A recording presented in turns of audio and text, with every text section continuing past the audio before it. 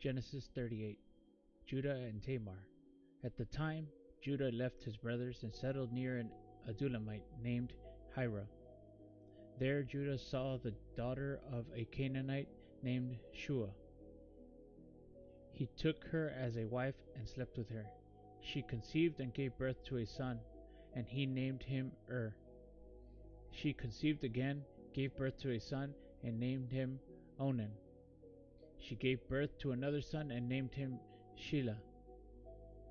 It was at Chezib that she gave birth to him. Judah got a wife for his firstborn, and her name was Tamar.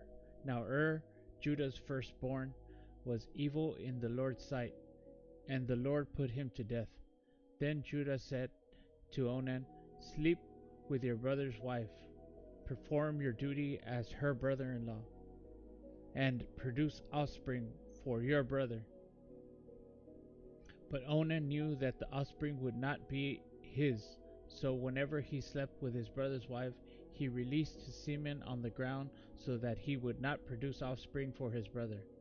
What he did was evil in the Lord's sight, so he put him to death also. Then Judah said to his daughter-in-law Tamar, "Remain a widow in your father's house until my son Shelah grows up." For he thought he might die too, like his brothers. So Tamar went to live in her father's house. After a long time, Judah's wife, the daughter of Shua, died. When Judah had finished mourning, he and his friends Hira and the Adullamite went up to Timnah to his sheep shearers.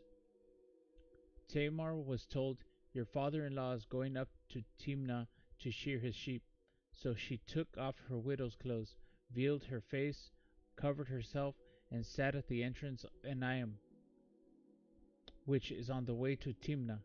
For she saw that though Shelah had grown up, she had not been given to him as a wife. When Judah saw her, he thought she was a prostitute, for she had covered her face. He went over to her and said, "Come, let me sleep with you," for he did not know that she was his daughter-in-law. She said, "What will you give me for sleeping with me?" I will send you a young goat from my flock," he replied. But she said, "Only if you leave something with me until you send it." "What should I give you?" he asked. She answered, "Your signet ring, your cord, and the staff in your hand." So she gave them all to her and slept with her, and she became pregnant by him. She got up and left, then removed her veil and put her widow's clothes back on. When Judah sent the young goat by his friend the Adullamite in order to get back the items he had left with the woman, he could not find her. He asked the men of the place, "Where is the cult prostitute who was beside the road of Enaim?" "There has been no cult prostitute here," they answered.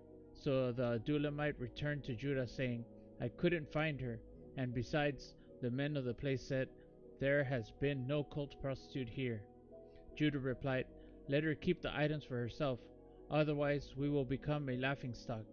After all, I did send this young goat, but you couldn't find her." About 3 months later, Judah was told, "Your daughter-in-law Tamar has been acting like a prostitute, and now she is pregnant." "Bring her out," Judah said, "and let her be burned to death." As she was being brought out, she sent her father-in-law a message, "I am pregnant by the man to whom these things belong." And she added, "Examine them. Whose signet ring, cord, and staff are these?" Judah recognized him and said, "She is more in right than I, since I did not give her to my son Shelah." And he did not know her intimately again. When the time came for her to give birth, there were twins in her womb. As she was giving birth, one of them put out his hand, and the midwife took it and tied a scarlet thread around it, announcing, "This one came out first." But then he pulled his hand back, Out came his brother, and she said, "What a breakout you have made for yourself."